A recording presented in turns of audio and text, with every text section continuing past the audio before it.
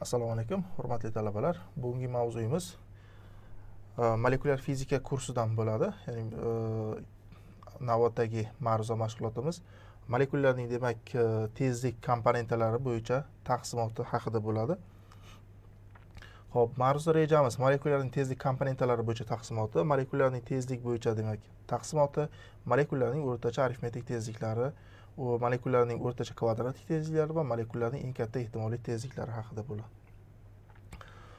Xo'p, molekulyarning tezliklar bo'yicha komponent, ya'ni molekulyarning tezlik komponentlari bo'yicha taqsimoti nima? Xo'p, biz bilamizki, gazlarda, nafaqat gazlarda, balki boshqa demak jismlardan qattiq va suyuqligida bo'ladi, molekulyar harakatda bo'ladi, molekulyar va atomlar. Gazlarda molekulalar erkin harakatlanadi va mana shu molekulyarning erkin harakati 3 ta o'q bo'yicha amalga oshiriladi. Ya'ni ilgarilanma harakati 3 ta o'q bo'yicha, ya'ni X, Y va Z bo'yicha bo'ladi. Xo'p, demak komponentlar bo'yicha taqsimotini ko'rishimiz uchun biz demak og'irlik maydondagi o'sha idishdagi gaz molekullarini qaraylik. Va mana shu og'irlik maydondagi o'sha idishning ichidagi gaz molekullari demak harakatda bo'ladi va bu harakat tortish kuchi hisobiga pastga qarab harakatda, ya'ni tortish kuchi molekulyarga tortish kuchi ta'sir qiladi va bu idish tubiga qarab yo'nalgan va issiqlik harakati natijasida bular demak yuqoriga qarab harakatlanadi. Bizda endi qiladigan ishimiz ularni o'sha demak balandlik bo'yicha yoki bo'lmasa har bitta o'q bo'yicha o'sha tezlik komponentlari o'qlar bo'yicha ularning tezligini taqsimotini ko'rib chiqishimiz kerak. Xo'p, demak biz bu ishni amalga oshirishimiz uchun demak gaz muvozanatda bo'lgan holatda bo'lishi kerak. Shu idishdagi molekulyar tezlik bo'yicha qandaydir taqsimotga ega bo'lishi kerak. Ana shu demak taqsimot qonunini topishimiz kerak. Demak Z o'qi bo'yicha birinchi qaraymiz. Sababi Z o'qi shu balandlik deb oldik bizda. Balandlik bo'yicha demak molekulyarning o'sha tezlik komponentlari bo'yicha taqsimotini qarab chiqamiz. Xo'p, endi yana bitta sabab balandlik bo'yicha qaradik dedik. Sababi bu yerda Z og'irlik o'sha kuchi Z o'qi bo'yicha bo'ladi. Ya'ni balandlik bo'yicha bo'ladi, Z o'qi bo'yicha ta'sir ko'rsatadi. Ya'ni Z o'qi bo'ylab VZ ya'ni molekulalarning VZ tezlik komponentlari ta'sir qilar ekan. Shuning uchun ham FVZ ni aniqlashimiz kerak. Ya'ni o'sha Z o'qi bo'yicha tezlik taqsimotini qarab chiqishimiz kerak. Molekularning Z o'qi bo'ylab demak yuqoriga harakat qilsa, ular VZ kamayib boradi. Ya'ni pastdan harakatlanayotgan molekula yuqoriga borgan sari tezlik kamayib boradi. Xuddi yuqoriga otilgan jism harakati sabab singari tepaga borgan sari ko'tarilib borib, ma'lum bir balandlikdan keyin yana pastga qarab harakatlanar ekan. Xo'p, demak H1 balandlikda agar molekulamizning tezligi o'sha balandligimiz H1 balandligimiz Z0 bo'lsa, mana shu Z0 balandlikdagi yoki H1 balandlikdagi molekulamizning tezligi esa VZ0 ga teng bo'lar ekan. Ya'ni mana shu nuqtadagi tezligi bo'lar ekan. Endi H2 balandlikdagi balandligimiz bu Z ga teng bo'lsa, qanaqadir bu mana bu demak Z ga teng bo'lsa, bu Z balandlikdagi molekulamizning tezligi VZ komponentiga teng bo'lsin.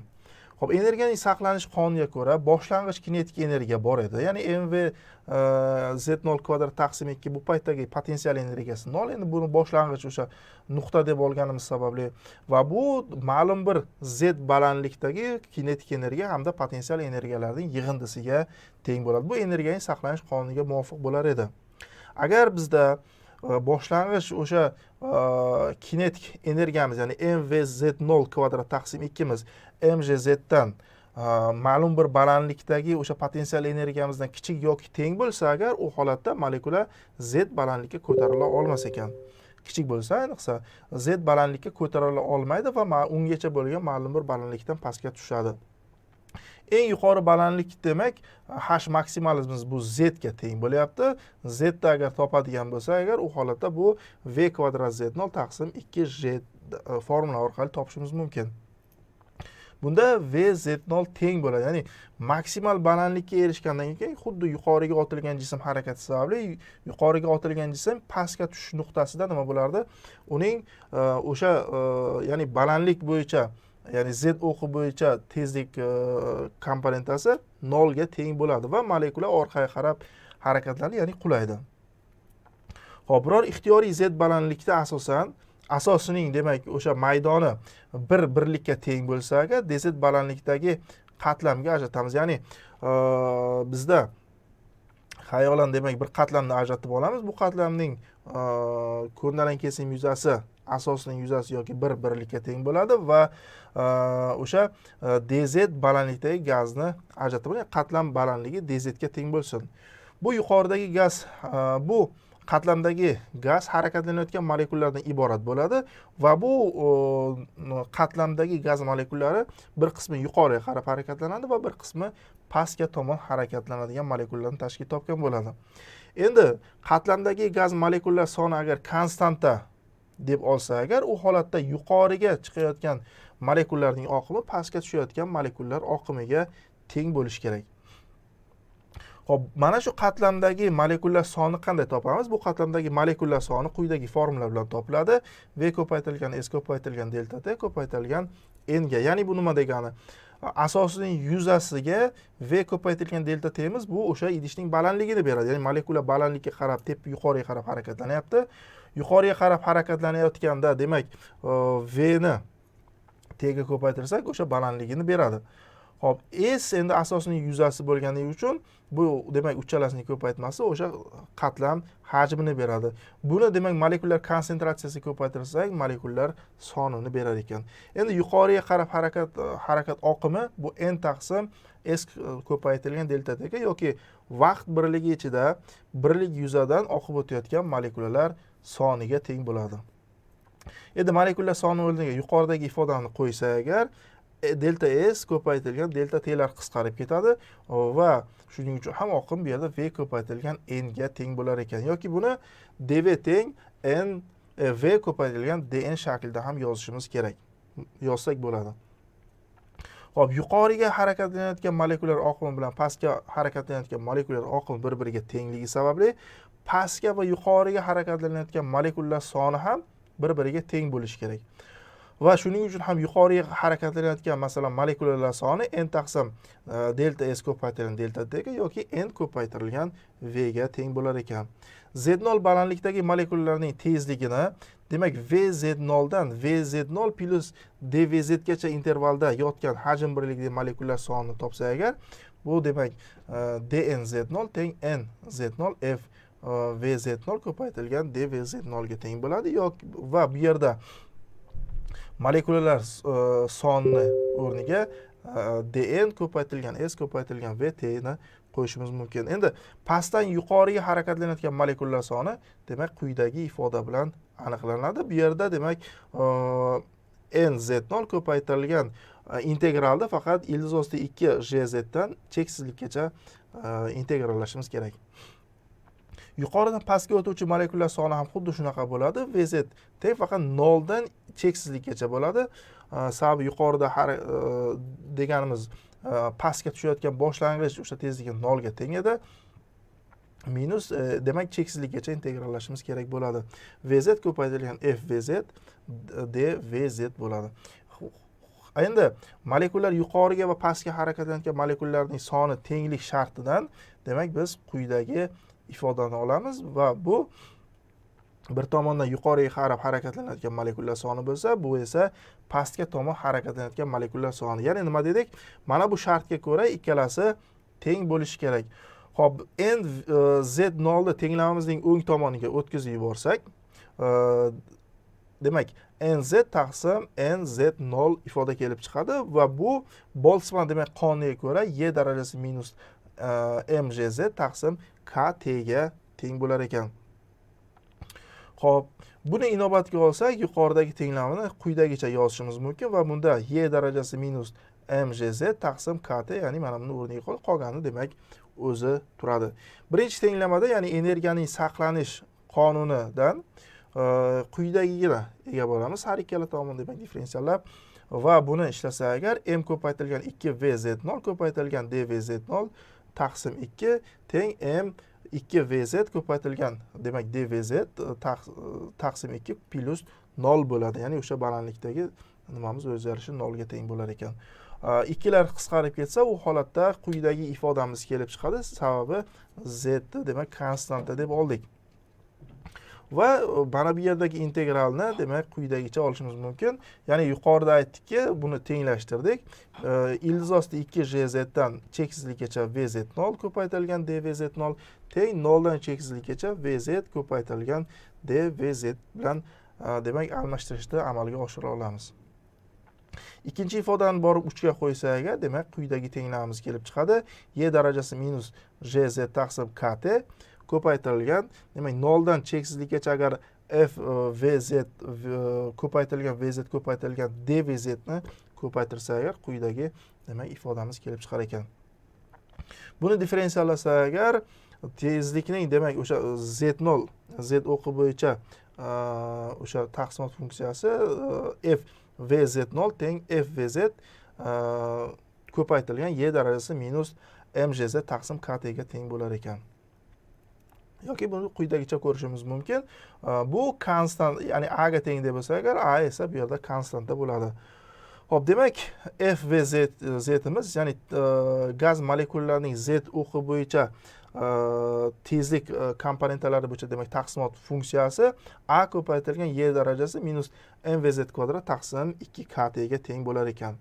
Hop, tezlikning demak z komponentalari vz dan vz plus dvz gacha intervalda yotgan hajm birligidagi molekulalar soni endi quyidagi formulalar bilan ham ifodalanadi. Ya'ni dn teng n ko'paytirilgan a ko'paytirilgan y darajasi minus mvz kvadrat taqsim 2 kt ko'paytirilgan vz ga, yoki buni quyidagi shaklda yozishimiz mumkin. N ni tenglamamizning chap tomoniga o'tkazib.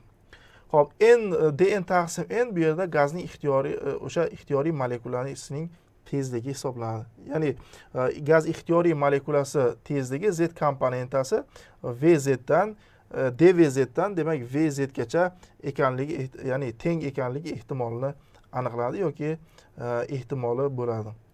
Endi 6-ifodani dagi demak a konstantani aniqlashimiz kerak bo'ladi. Buning uchun esa 6 dan vz ni minus cheksizlikdan plus cheksizlikgacha integrallashimiz kerak. Bitta narsani yana unutmasligimiz kerakki, tezlik hech qachon minus cheksizlikdan plus cheksizlikgacha bo'lmaydi. 0 dan masalan qanaqadir qiymat qabul qilish kerak va bu qiymat hatman yorug'lik tezligidan kichkina bo'lishi kerak. Ya'ni v imiz bu yerda shart qo'yamiz.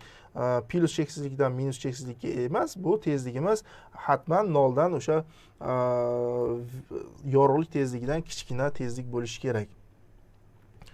Xo'p, buni demak minus cheksizlikdan plus cheksizlikgacha dn taqsim n ni demak integrallasa agar, bu nimaga teng edi? A minus cheksizlikdan plus cheksizlikgacha ko'paytirilgan demak y darajasi minus mvz kvadrat taqsim 2 kt v d vz ni demak minus cheksizlikdan plus cheksizlikgacha integrali teng edi. Bu 1 ga teng bo'lyapti. Endi bu yerda o'zgaruvchilarni amalga oshiramiz. Qanaqadir o'zgartiramiz. Ya'ni x kvadratimizni bu yerda mvz kvadrat taqsim 2 kt bo'lsa, ya'ni mvz kvadrat taqsim 2 kt ni x kvadrat orqali ifodalaymiz.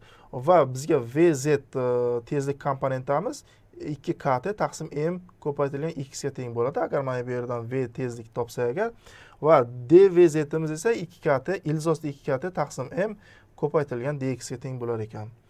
Xo'p, integral chegarasi minus cheksizlikdan plus cheksizlikgacha bo'lganda, u holatda quyidagi tenglamani amalga oshiramiz va bu yerda demak yuqoridagini o'rniga 2 kt taqsim m qo'yib, minus cheksizlikdan plus cheksizlikgacha y darajasi minus x kvadrat dx bo'lsa agar, ya'ni y darajasi minus x kvadrat dx demak minus cheksizlikdan plus cheksizlikgacha bu integrali ildiz osti pi ga teng bo'lishini bilamiz va buni olib kelib qo'ysa agar, umumiy ifodamiz ildiz osti 2 pi kt taqsim m ga teng bo'lar ekan.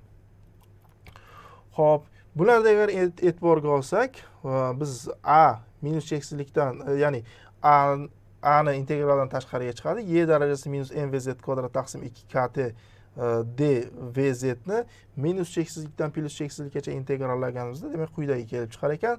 Bu a ildiz ostida 2 pi kt taqsim m bu teng 1 ga teng bo'lar ekan. Ya'ni bu yerda a ni topsa agar m taqsim 2 pi kt ning 1 taqsim 2 darajasi yoki ildiz ostida m taqsim 2 pi kt ga teng bo'lar ekan. Taqsimot funksiyasi shunday ko'rinishda bo'lar ekan. Ya'ni bu yerda z o'qi bo'yicha tezlik komponentasini, ya'ni z tezligimizni z o'qi bo'yicha funksiyasi bu dn taqsim n ko'paytirilgan vz bu teng bo'lar ekan. Ildiz ostiga yoki m taqsim 2 pi kt ning 1 taqsim 2 darajasi ko'paytirilgan y ning minus mvz kvadrat taqsim 2 kt darajasiga teng bo'lar ekan. Bu funksiyaning demak grafigi tasviri quyidagicha bo'ladi. vz teng 0 bo'lganida demak f vzimiz teng a yoki bu m taqsim 2 pi kt ga teng bo'lar ekan. Xo'p, vzimiz cheksizlikda f vzimiz 0 ga intiladi.